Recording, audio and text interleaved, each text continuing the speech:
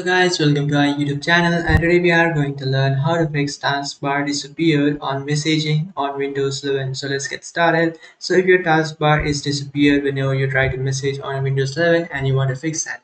So to fix that, what you have to do is just simply tap on your taskbar. So you will find your taskbar over here. Just simply right click on it and then tap on taskbar settings.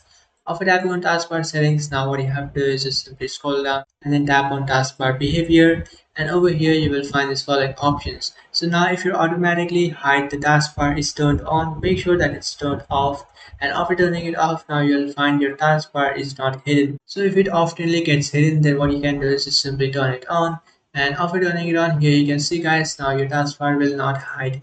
So you can just simply use this, and this can help you to find your task. So that's it guys, this is how to fix taskbar disappeared or messaging on Windows 11. If you find this video helpful, don't forget to like and subscribe to our channel. If you have any doubts, feel free to comment below. Thanks for watching.